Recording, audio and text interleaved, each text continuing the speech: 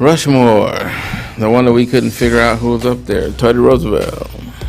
Yeah, Teddy Roosevelt. Because he all in this, Yeah. got his You own guys little, are hot. We're You guys are hot. hot. We're he got hot. his own little backboard. Yeah.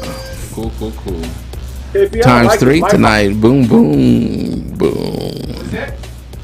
Hey, I'm glad to see and be here tonight Hello. in Fresno, California, with my brother out of state, minding his business, doing his thing.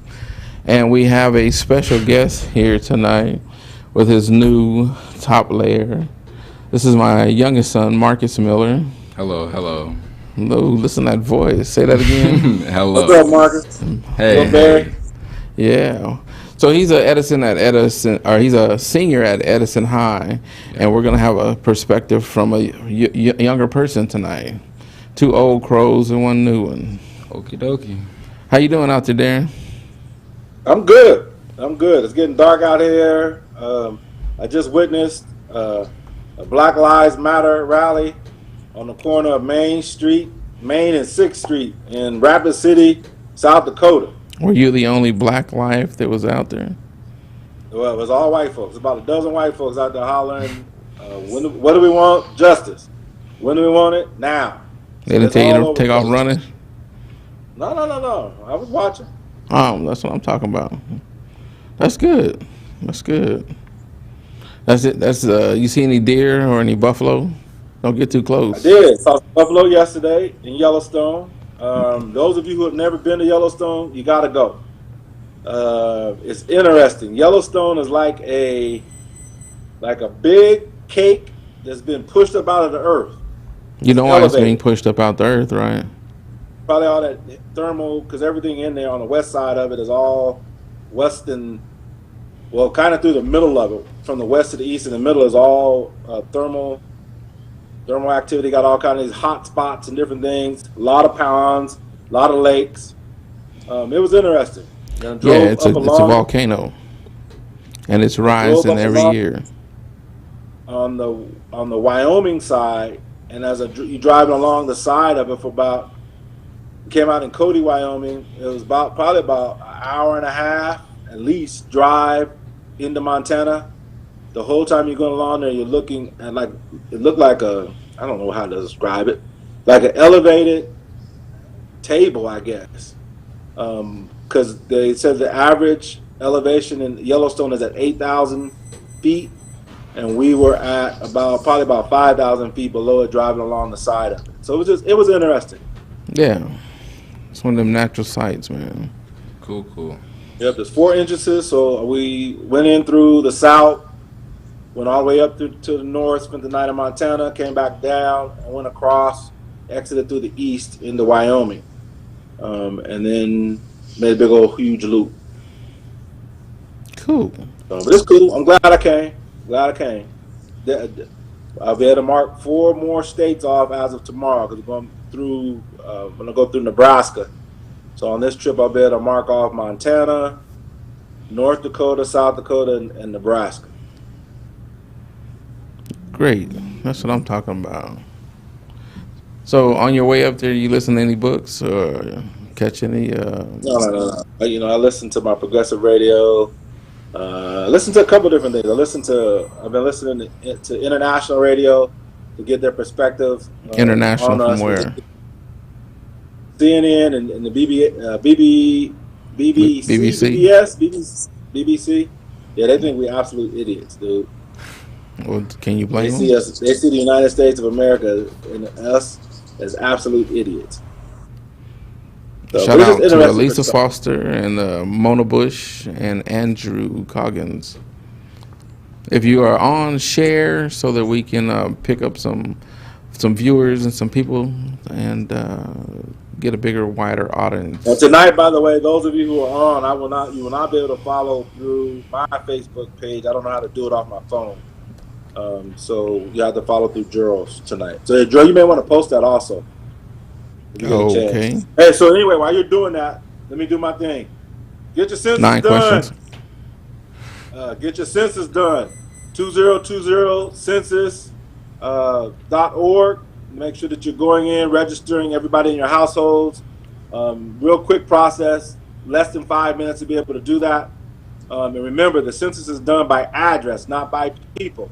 So you want to plug in your address, and then you type in how many people are in your particular who lives with you. If you have a son that lives with you part time and lives somewhere else part time, please mark them in there as a part time resident in your household. And then when they plug in onto the other household, then I'll mark them in as a half-time person inhabitant there as well. It's important for Fresno that we get that done to make sure we get our cut of the federal dollars when it's all distributed or divided in 2021. We want to make sure. Right now, Fresno's population is in 2010. It was at I want to say it was 525,000 people at that time. We're estimated to be around 560,000 now. When the census is all done and it all calibrates, I think we're going to be closer to 600,000 people. And so if we are if we have 600,000 people in our area, but we only account for 520, that's $80,000 or 80,000 people who will not be able to account for that money if we don't get them counted in our census. You do not have to be a citizen here legally. All you have to do is be here in the United States to be counted in our census. So those of you, my brothers and sisters who are not here or who are undocumented residents here in the United States, please make sure that somebody accounts for you, whether you do it yourself or whether somebody else does it. Please make sure that you're counted in the census as well.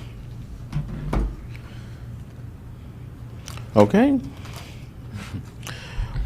Have you, you know who Nick Cannon is, correct? I do. He has a show on YouTube also, or a podcast. Have you heard of that or keeping up with that? I have not, no. It's called Cannon's Class.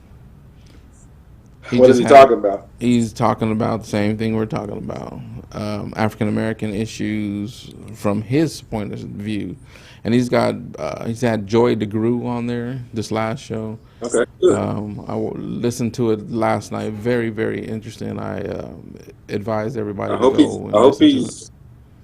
I hope he's better at this than he is as a comedian. Because as a comedian, he got a lot of work to do. But anyway, okay, I'll check it out. I got some time.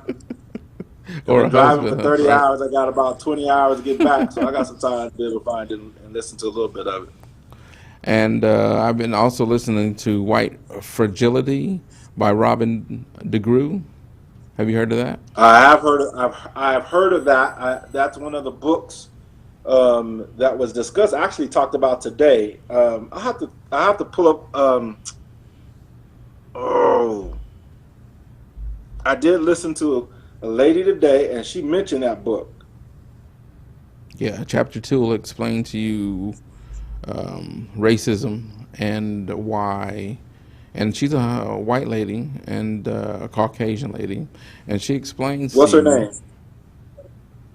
Robin. Was it Jane Elliott? No. Jane Elliott. Have you ever heard of Jane Elliott? Yes, I have.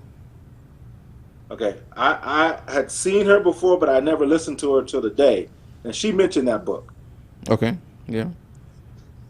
Oh, it's Robin DiAngelo with White Fragility, and she'll explain in chapter 2 racism step by step, what makes you a racist, what divides racism from bigotry, and having a bias against others, even as racist. And you'll form the understanding that black people cannot be racist.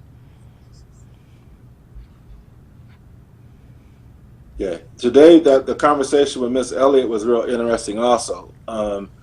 She talked about, and she's got to be a Caucasian lady in her 70s, late 60s, early 70s. And she talked about that book. She talked about Nile Contributions to Civilization by Browder. And the other one she talked about was the book that has to do with law. I'm sorry, go ahead. I can't, not Law Matters. It has to do with how she bases it, and it's true, about how segregation was internalized into our laws. I have to think about, I got a note in my phone about it, but she talked about those, she referenced those 3 books today. And then she's pretty deep. It was, unfortunately, I was going from North Dakota to South Dakota, and cell service ain't real good out there, and so it kept going in and out, in and out. So I wasn't able to keep up with the whole conversation. But I would suggest that if people get an opportunity to listen to some of the work of Jane Elliott, to do so.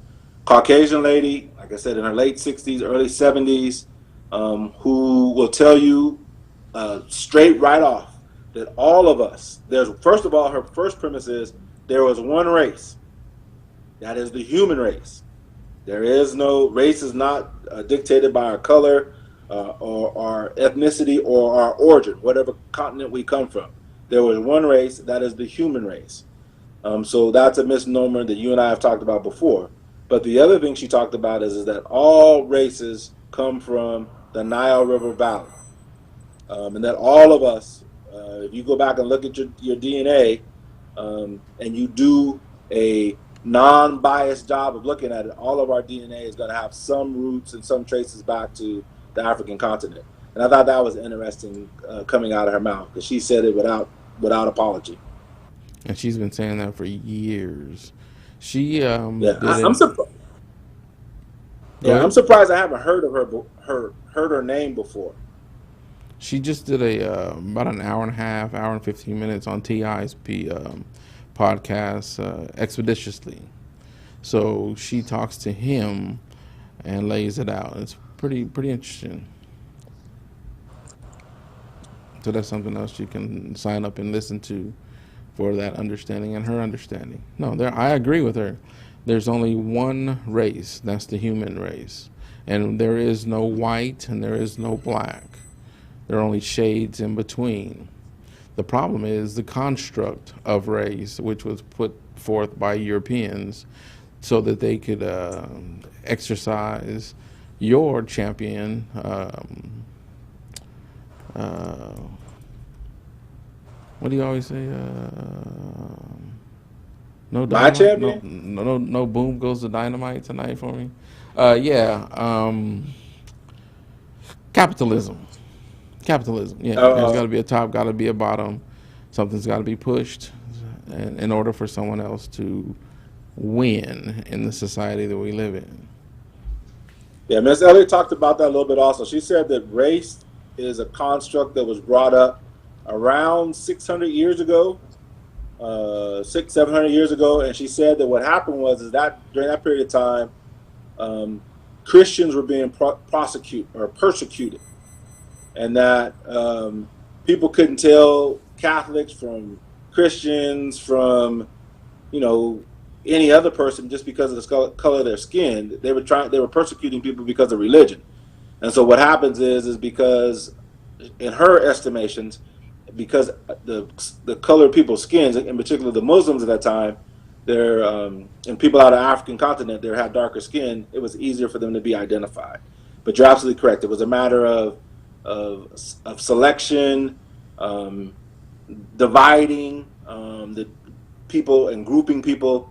And so, like you said, capital. I don't know if capitalism was around then, but it was a way of making one particular skin color, I don't know, and more important than the other. And so she said, yeah, this is a 500, 600-year experiment, not experiment, but project that has been going on. It's going to be very, very, very difficult to undo. Yeah, well, education is the key. Once people realize the truth, then we can all get on to loving on each other.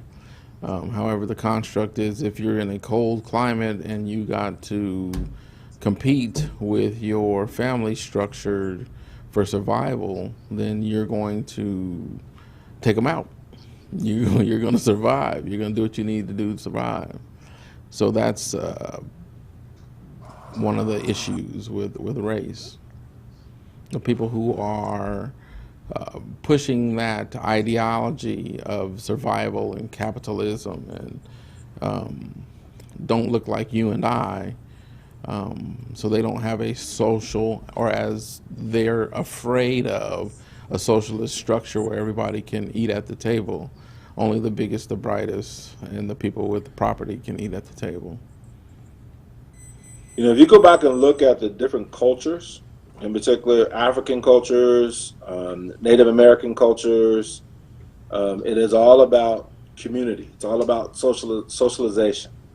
One of the things on this trip, I was able to go by a museum yesterday in Cody, Wyoming, where they talked about the natives and the way that the different tribes and the whole trail of not the, I guess it wouldn't be the Trail of Tears because the Trail of Tears took the Native Americans into Oklahoma.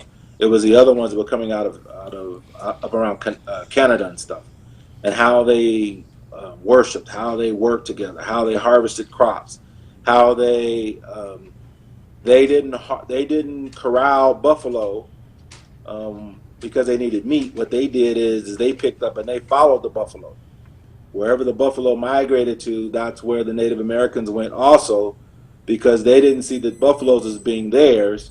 The buffaloes was basically when they needed to make clothes and they needed to get food, the buffalo provided that for them. And it wasn't a matter of that they would put them in corrals and those type of things, which was the European or the Western civilization coming out in this particular area. So it's just a whole different mindset that I think kind of plays out today. Marcus, you awfully quiet. What you think? About what? What do you? I don't understand what you guys mean. Like, I don't. I don't know what to say about that. It's just I don't know that much How about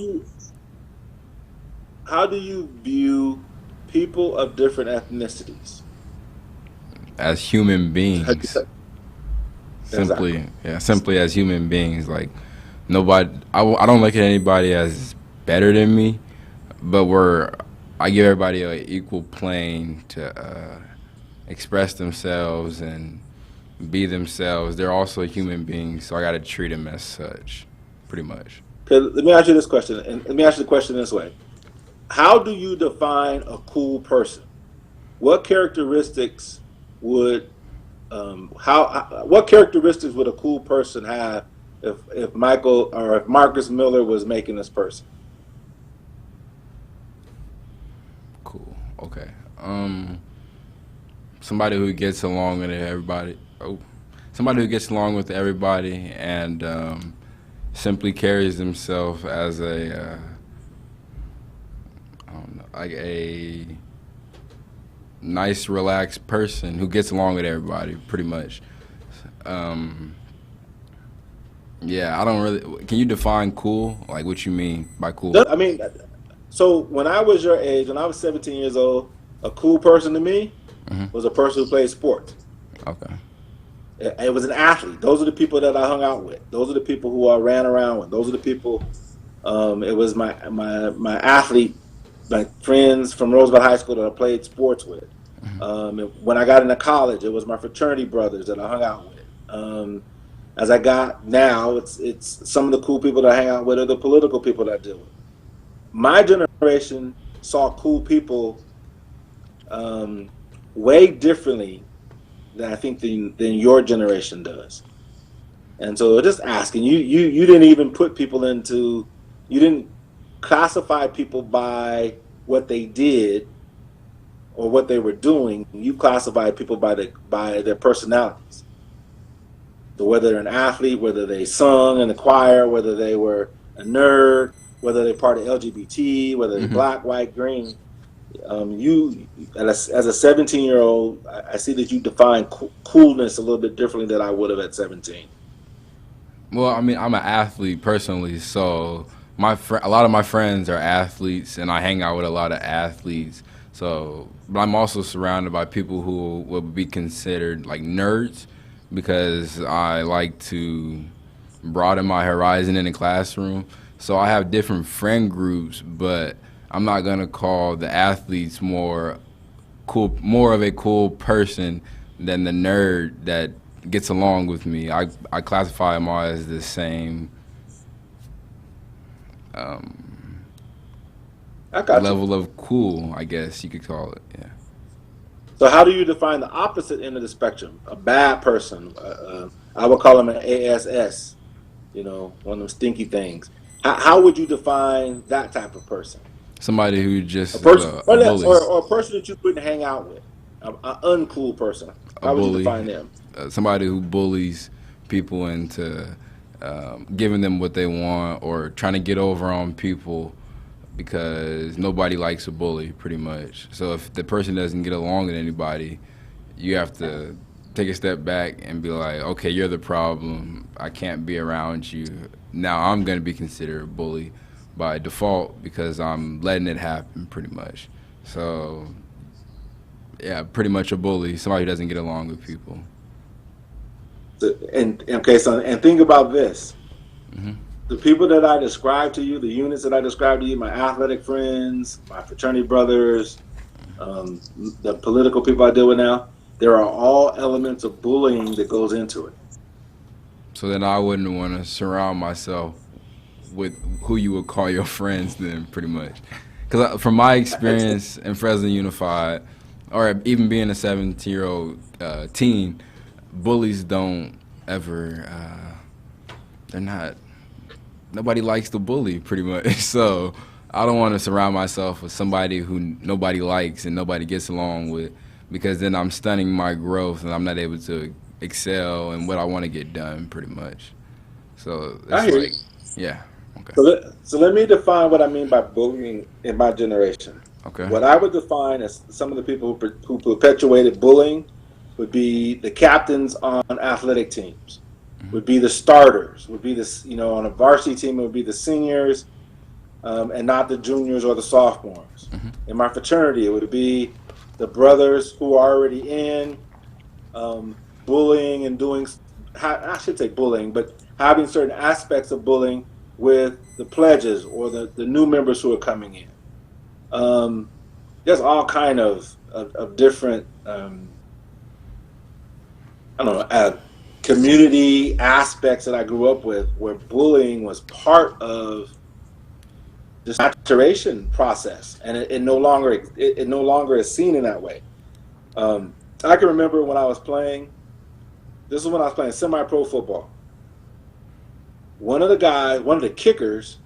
Actually, I'm sorry. That was when I was coaching. It wasn't when I was playing. It was when I was coaching arena football. One of the kickers came out. One of the new kickers came on the team. Kept screwing around, and the lineman athletic taped him to the goalpost. I mean, where he couldn't get away. They used so much athletic tape on him, taped him to the goal, held him there, and taped him to the goalpost. That's a form of bullying. Yeah. Well, But not I necessarily. I wouldn't say actually. that's a form of bullying. That's a form of social construction. Well, bullying has to do with what I've been taught. Bullying is a series of occurrences. So if they taped him to the goal every day when I went out, or to the goalpost, when I went out there every day, after day after day, and just kept taping him to the post, then that's a form of bullying. But bullying has to occur over some time. That doesn't sound like it occurred over some time. So, What do you guys think would happen? You play football, Edison Yeah. High School. If at your next practice, your team took your kicker and athletic taped him to the goalpost. so if they You tape think it would me be to the seen? goalpost, okay, But that's a kick. difference. But you got different rules and regulations as far as grown men taping this young person to the goalpost rather than in a high school setting. In high school, it wouldn't be. I wouldn't call it bullying. It's just. I would call it bullying if they tape me to the goal every day, after day after day. Because back to the definition of bullying, it has to occur more than once, and it doesn't occur more than. I wouldn't let that occur more than once. Like, I wouldn't let it at some occur point, more you got to than be once. able to. If it happened one time, you got to be able to run the other direction or get away from the heat that's coming after you. Basically, I don't see that Okay. situation happening. I just think, being in education, that would, even if it's one time, something to that magnitude where you're taping a kid to, or a young man or a young girl to a goalpost, or tying them down to where they are no longer in control, I think that there's going to be some issues, and the parents, and I think the rules, the societal rules of what goes on in education would see that as a form of bullying. I agree with you, though, Marcus. You're absolutely right about your definition. Bullying is defined as a repeated act over time, although there are circumstances where there has been accusations of bullying based on just a single incident. That's called an assault. Yeah, I was gonna say let's use a better Yeah, I word. mean, all of this is called an assault. No, use- isn't that called isn't it a battery also because of making a contact, or is it just an assault? Well, it's an assault and battery. Assault is an attempted battery, but someone grabbing you and taping you to a goalpost would be, yeah, assault and battery. One time, of course, there's going to be why did they do it? If Marcus is running around out there with a towel, slapping people in the back of the neck and just causing a disruption, yeah, I can see them taking him to the goalpost and taping him to the goalpost as a corrective measure for his behavior. It would be no different than a coach telling him to run laps. Yeah. Okay. I'm always interested, especially when I get an opportunity to talk to a young person about their perspective and how 35 years removed or 30 years removed, how some of the things that you and I did, Gerald, when we were 16, 17, 18 years old, now you can't do them, and they're seen in a criminal light. Well, yeah, it's two different. It has nothing to do with being African different American, those type of things. They're just things in general that we did that are no longer acceptable to a point of being criminal. So interesting. Hey, so are we going to talk politics tonight, or you want to talk more society? Yeah, we can talk politics. What type of politics do you want? So you want to talk about? I wanted to talk about Trump. Either we do it today or we can do it next week. The other thing I wanted to talk about, also to follow up on, was we got kind of cut off last week when we talked about policing reform. Yeah. Did you get your definition straight? Which one? Defunding the police. Yeah. Defund means to eliminate. Okay, D means to eliminate. All right, keep working on it. It's not a total. No. And everybody I've asked has said the same thing. It's not a total taking of dollars away from the police. It's taking a portion of the funding from the police and put it into social issues and problems so that these children that we're talking about won't go out to these athletic places and create disturbances so that they can get the mental help because of some of the social issues that they have. Could be in school or at home. And I understand what you're saying, and I agree with what you're saying. But when you say defund, no, you say means defund. Eliminate. Okay, all right. Don't need to argue the point. I understand what you mean, and I agree with what you mean. That there should be allocations, there should be funding from the police department that's removed from them and sent to other departments, social workers, education, those type of things. I agree. But when you say defund, D means eliminate. Okay, you've said that several different times. And unless you're going to go out and convince the whole of the world that your definition is correct and right, you can just save it. I've talked to 15 different people, and they say the same thing. Okay. So 10 or 15 people need to go back in there and take a look at their prefixes so they understand the prefix that they're using of D. It means to eliminate, remove. Okay?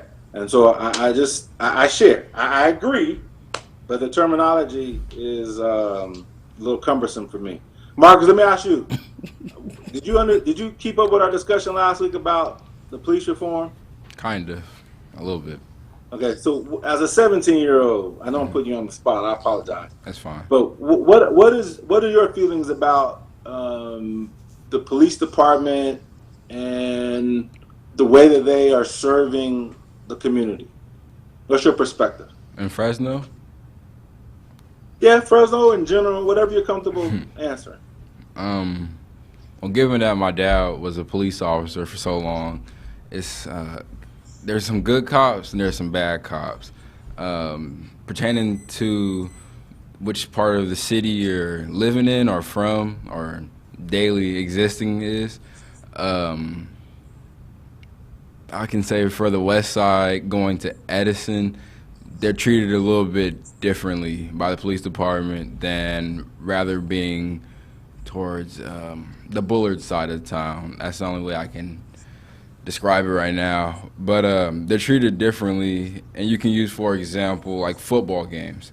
I played football, and whenever Edison plays, there's a ton more police officers there because we're considered the rowdy school or the gang bangers, and we just have a general bad representation on the Edison name on the West Side. The police, they do their job, but there's some bad apples at the same time. Everybody knows that. Let me cut you off for just 1 second. So just from my perspective of being an official, a referee, refereeing high school sports here in this area in the Central Valley for the last 30 years, guess who is the worst contest you could ever have as far as rowdiness of the players and people in the stands?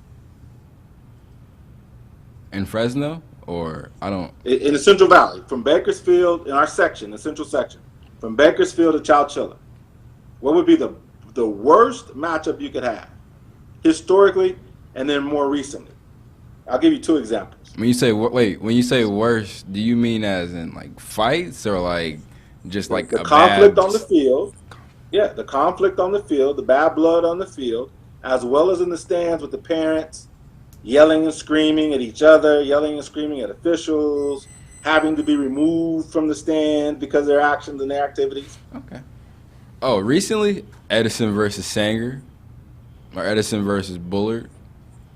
But those are the only games that I've been to in the past 3 years. Exactly. Because I played football there. Garces and San Joaquin Memorial. We call it the Holy Bowl. Yeah, I've heard of it. Probably the worst game you could ever get on your schedule because of the kids' activities, their behaviors on the field, the parents and the fans in the stands. And I've seen this as being an official on the field as well as being in the stands watching the game. Watching parents have to be removed out of the stadium because they won't. They're down on the sidelines yelling and screaming at the other team and all that kind of stuff. The other one, which is kind of more recent, is Sanger and Clovis East.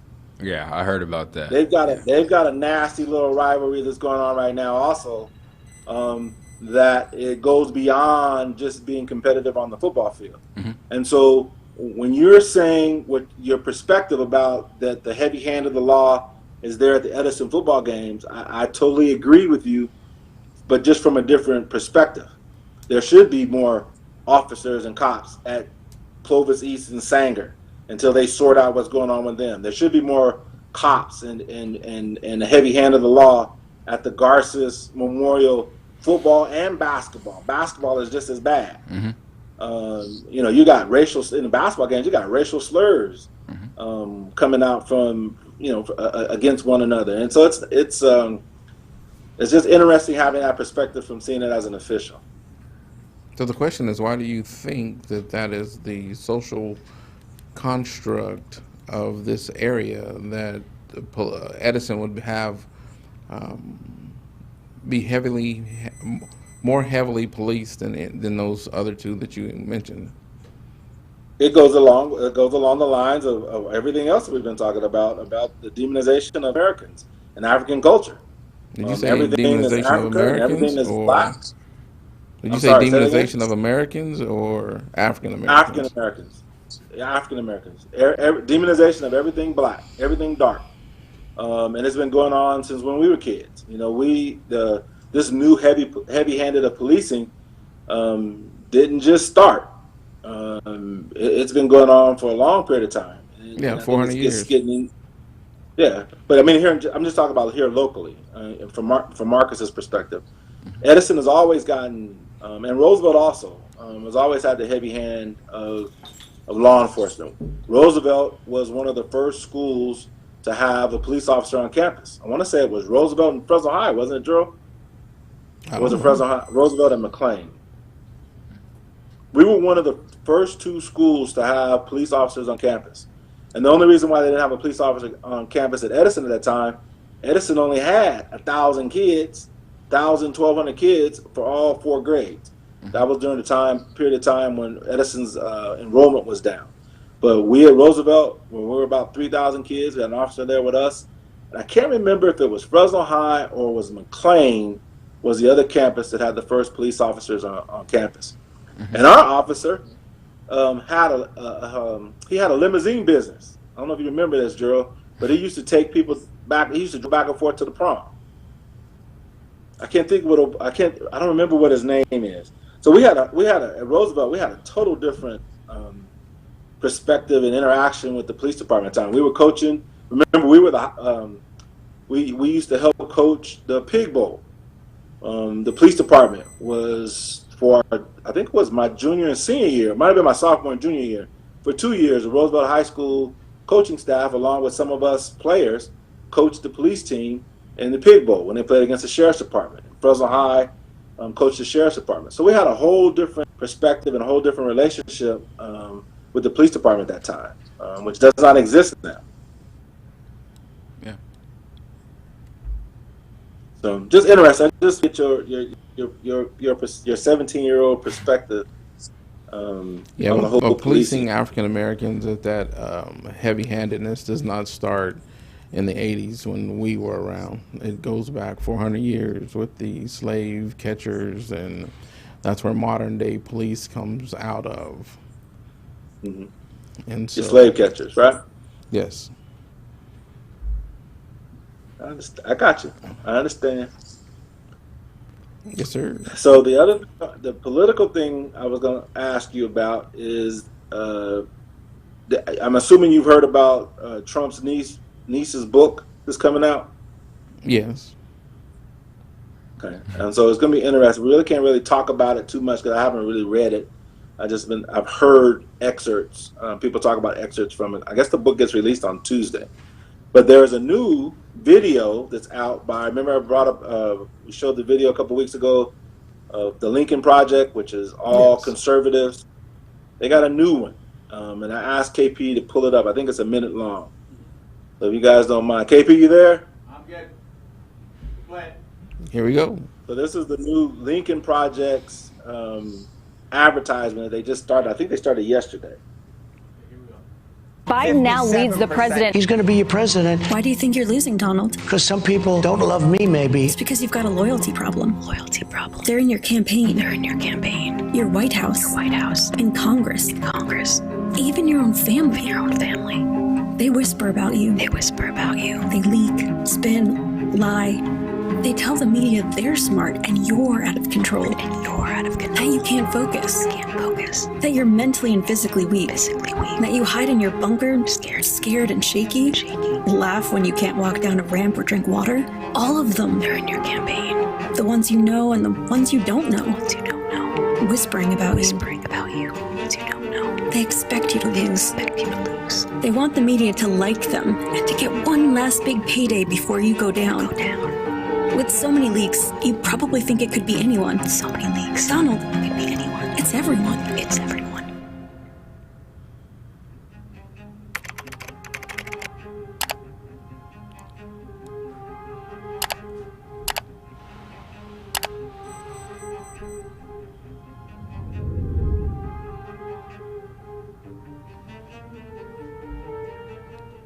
They're sending out right now. And it is no doubt that the reason why they're doing this is to get under his skin. They know that this dude is very, very immature and can't handle criticism. And it's going to be interesting to find out what his response is, not just verbally in the tweeting and stuff, but what his response is going to be in his actions, given that these people are sending this stuff out and then the book coming out from his niece. So I don't think he's going to change his course of action. The only thing he can do is quit. Yeah, but in order for him to quit, he's going to have to convince those people that propped him up into the presidency that he can quit. There's no doubt in my mind that he is a puppet. That he is a puppet, not for an individual, but he is a puppet for a group of people who have worked very diligently for a long period of time to get this exact moment into the United States presidency. And if he think he can just pull a ripcord and be able to eject himself out of that, he don't get it. He should understand that, though. He's a cat that's been around the mafia. Once you're in, you're in. You don't get out without death. And so he should understand that concept. But it's going to be interesting. The other thing is it's going to be scary for the next, 6 months? I think 6 months and a couple of days. It's going to be interesting on one side, scary on another side to see exactly what he does and how he reacts. But he's getting pressure. I don't think it's going to be scary. I think that when he's done, he's going to do like all children on the playground, pick their ball up and go home, or they're going to turn, cuss everybody out, give everybody the finger and go home, or sit in the middle of the park and cry. He's not going to lash out. He's not going to do anything. He understands that he'll get the butt kicking of his life and possibly get murked. Oh yeah, he gonna wind up having some mysterious death. There's no doubt about that. So the question then it becomes, who are they going to run in his place? If they already feel that, if the Republican Party already feels that they're going to lose, that they want to put somebody in that place where they can have at least a shooter's chance of winning. So what is a win for the Republican Party and the conservatives as we know it now? What's a win for them? How do they define winning and losing? Is it the presidency, or would it be getting rich? Would it be that the conservative power and control, maintaining the power structure of the presidency, the Senate, the House, so that they can put their law? How many people has Donald Trump put in as federal judges? Exactly. 200,000-300,000? Exactly. I'm not 100, but 100,000, 200,000? What do you mean? People? How many judges has Donald Trump made since the 3.5 years that he's been in there? That's the most destructive thing that he's done. Yeah, I want to say it's 200. He's put in place 200 federal judges, all across the United States and all the different federal courts. So what that says, what that does is lay the foundation for the next 40, 50 years that there'll be a conservative ruling in the federal courts. Exactly. So it's not about the presidency. So they ain't worried about Donald Trump. The president is the one who did it. He's the one that put those people in place. Correct. But he's like toilet tissue now. So you ask me what's the most important to those folks? It's just maintain and stay in power. Correct. It's not Donald Trump, and that's what I'm saying. They're gonna cut him loose. He's like toilet paper. Well, you still haven't answered my initial question of who do you think they're going to put in his place to run? Donald Duck. Doesn't matter. They've already got what they want. They got the tax reform where they got the only people who are making out well right now. You think these people are not greedy? Because you're talking like as if they've mission accomplished. We've done what we need to do. But the reality of it, you can't be that short-sighted. The federal judges that they just appointed will probably serve in those capacities, unless they get impeached, for the next 40 years. I just said that. But that's not about Donald Trump. That's about the presidency. The question is about who are they going to put in place to replace Donald Trump so that they can maintain power and continue to do what they're doing. That's what the question is. I got you. It doesn't matter, and I'm trying to get you to understand, it doesn't matter who they put up for president. The damage is done. They're going to have, so think about this. If for the next 5 presidencies, I got you, but listen, if there's the next 5 presidents are all Democratic or progressive presidents, they can't undo what he's done with those 200 appointments in the federal courts. They can't. He can't undo that. That was the point that I made a few minutes ago, but that's not what I'm asking you. You asked me a question about what do they want. They want to maintain their power. And if Donald Trump is gone, then they can't, the hose is cut off. Not for the federal courts, they're not. Dude, come on, man. You can't. Really? The only You're way killing me. the only way you can get rid of a federal. That's not what I'm asking you. That has been established. Let's jump over that hurdle and answer the question that I asked you. It doesn't matter. Okay, Right now, all they're right, going to we're done. We're done. Donald Trump. The Republicans are running Donald Trump. And they, for the most part, if you look at it, they're already chalking that up as a loss. They've made their money off of him. The one percenters are making their money based off of the tax cuts he did, based off of some of the other. Look at what they just did with the CARE Act. All these different people with all these the House of Representatives and these senators and their wives and husbands who all got money out of this CARE Act stuff. They're already making their riches, so they're cashing in. They're getting out as much as they can right now. The lingering damage of Donald Trump is going to be what he did with the federal courts. It can't be undone. You can impeach him to pull him out or die to get him out, but you cannot undo that. So his damage is done. The Republicans has gotten as much out of him as they can. He's like toilet paper. Don't nobody reuse toilet paper. So I got you. No, you don't. But I do. Republicans don't. are about the long game. They don't.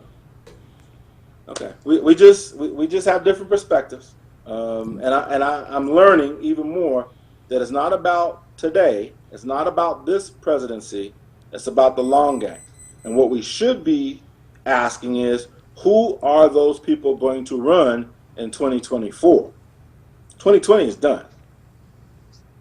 2020 is done. The hay is in the barn. Unless something miraculous happened, Donald Trump is toilet paper. He was useful when we had him on the rack. As soon as you use him and flush him down the toilet, or as soon as you use him, you flush him. And he was allowed to be used. He allowed himself to be used. So the thing that we're going to have to worry about, though, for the next 40 years is those 200 federal judges that he has stacked the courts with. Now, I'm talking about the Supreme Court. I'm talking about the ones, the appeal courts, and all those other courts across the whole United States that we're going to have to worry with for the next 40 years. And you'll see. They're going to be changing, attacking a woman's right to choose. They're going to be attacking the voter people's ability to vote. And some of those lawsuits are coming out now. So, but conservatives about the long game. They don't care about what happens today. They're worried about what's going to happen in the long. Because actually, this right now, if you go back and read about him, what's happening right now, Donald Trump, is an accumulation of things that have been happening on the conservative side since Ronald Reagan, since 1980.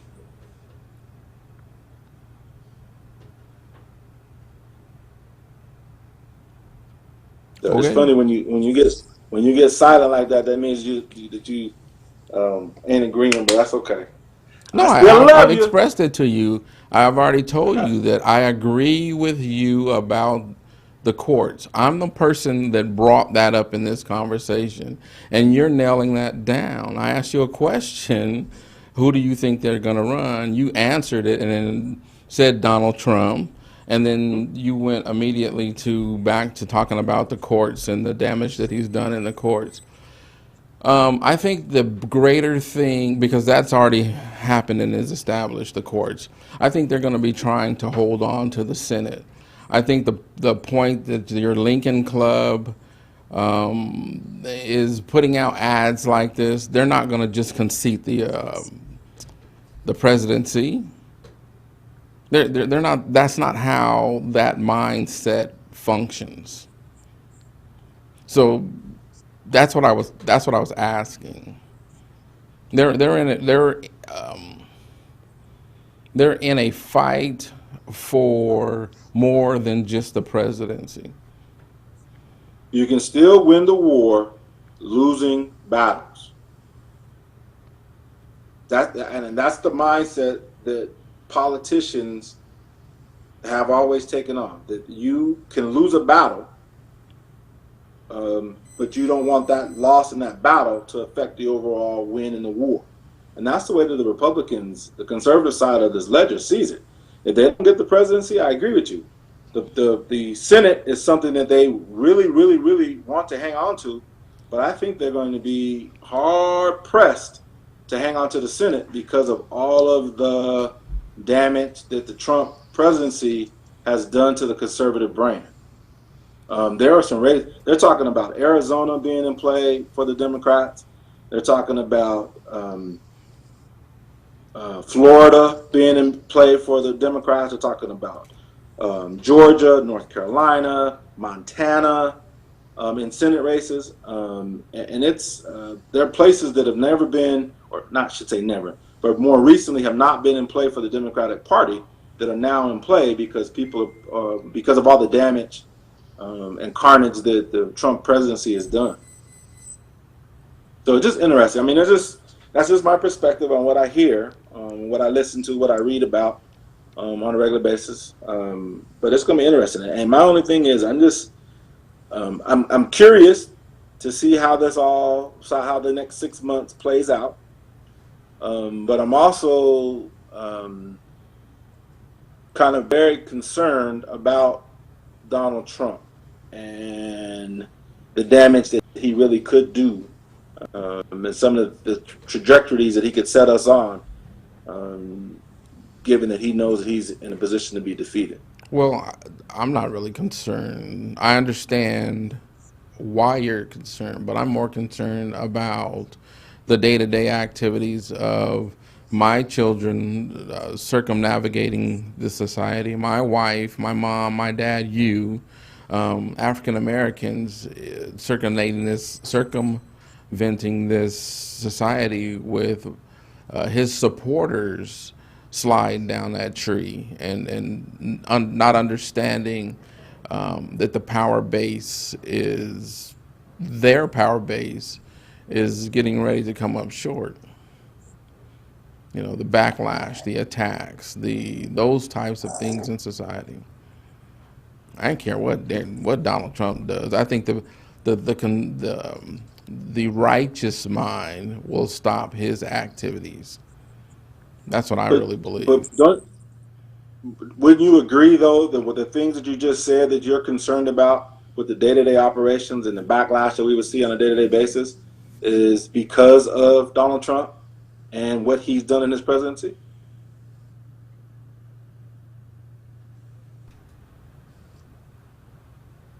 Because I agree with you, but I believe that the things that the concerns that you're expressing is directly a result of the Donald Trump 4 years of presidency.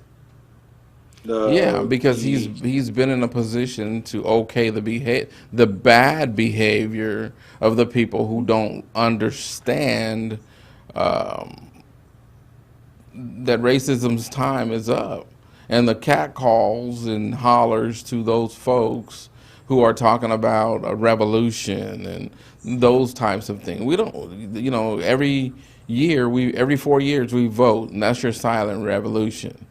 Somebody tried to charge me with Donald Trump has been the most excoriated, is that the word, president in history. And I said that you have a short memory about how they treated Barack Obama, like him or not. The truth is the truth. There's no way in the world Donald Trump has taken more abuse than Barack Obama. So it's the unenlightened or people who don't have that understanding that scare me. People can be looking at the forest and missing the bushes that are in front of them on fire. And that's the thing. We're like we discussed earlier in the show. We're all human beings. We should all be able to move and get along in this society. But there's certain people who think that they have certain rights, such as these Karens that are being labeled out there. You know, they're why are they now acting out and doing the things that are, this is not new behavior. Why is this behavior now surfacing to the top? Is it a direct reflection on Donald Trump? I would say that some of it is, but it's It's a more of reaction. I would say it's it's more a of our reaction. society growing up and maturing as a society as a whole. And so there's no more place for those people like we talked about, the bullies, the bigots, the racists. They don't have a place to hide in our society. Agreed. Agreed. Here's the one difference I would have, though, talking about Donald Trump and Barack Obama. The excoriation that Barack Obama received, he didn't earn. He didn't deserve it, and he didn't earn it. The excoriation that Donald Trump is receiving, he earned it. He earned it because of his actions and the things that he has done. I don't want to compare which one was worse, which one was better. This is kind of both of them, a thing to received say, a lot of but heat. a bullet in the ass is a bullet in the ass. Right. So a bullet in the ass. So Barack Obama got a bullet in the ass, but he didn't get a bullet in the ass because of what he deserved. He didn't deserve a bullet in the ass. Donald Trump got a bullet in the ass because he deserved a bullet in the ass. He was doing things that perpetuated somebody shooting him in the ass. So they both got bullet holes in their ass. One was earned, one was not earned. That's all I'm saying. Okay, so to your point, it doesn't matter. A bullet in the ass is a bullet in the ass, deserved or not. To the point that the guy came up to me and said was totally wrong. Donald Trump has not gotten more negative vigor or toxic animosities thrown toward him and his family than Barack Obama. Donald Trump was impeached. Barack Obama was not. So you think that because the correct action was taken toward Trump, that's worse? No, I don't understand what you're saying about he was impeached, but Barack Obama wasn't. I would never say better or worse, less or more, and those type of things. I'm just telling you that both of them took a bullet in the ass. Both of them. Barack Obama took a bullet in the ass that was not deserved. Okay, you can base it on racism. Your point makes no sense. Okay, it makes total sense to me. Of course it does. Okay. Of course it does. Okay. But what does the impeachment have to do with Barack Obama receiving his punishment? It wasn't deserved. That's my point. He received a tremendous amount of negativity that was not earned. Donald Trump has received a tremendous amount of negativity, but his was earned. That's the difference. It's not a matter of more or worse or heavier or less or anything. They both received excoriating consequences for their actions. Okay. For the action of becoming the president. Well, if you put it that way, yes, the actions of becoming the president. But it actually is the amount, because that's how the question was proposed to me that I brought to the table. Not that it was deserved or not deserved. Do you think Donald Trump has gotten more negative vitriol toward him than Barack Obama? But that's the conservative playbook. I don't give a damn about the conservative playbook. I'm asking you about truth in substance. I just shared the substance. Get off the Barack fence. Obama. Get off the fence. Ain't no off the fence. Barack Obama, as you just said, received a bullet hole in the ass. I think you would agree with that, correct? Make your point. A figurative, huh? Make your point. Never mind. It's 10:02 anyway. I mean 9:02. So we're up against it anyway. We can pick this up again next week. So anyway, before I sign off, make sure you get your census done. 2020 census.org. Make sure you get that done. Also, make sure you're registering to vote. Remember, in California, we have a 100% vote by mail. So everybody who is a registered voter will be receiving their ballot at home. Then there'll be a couple of different ways, 3 different ways for you to be able to return that ballot. We'll talk more about that next week. Thank you, KP, for putting that on the Chiron at the bottom. Next week, I will be back in Fresno, God willing, corona free. Please be corona free. Yes, shout out to my folks, Ryan, Lisa, Dennis, and Francisco in the EDR. Thanks for feeding me. I told you I was going to shout you out. Well, like I always say, it's time for you to go find that weapon and learn how to use that weapon so that you don't shoot yourself in the foot. Also, let's try to spread love and get along in this place we call this rock we call Earth. Before I give my love, peace, and hair grease, my son. Thank my you for number having 2. me. Thank you. Appreciate it. Yeah. Okay. Long distance love, peace, and hair grease.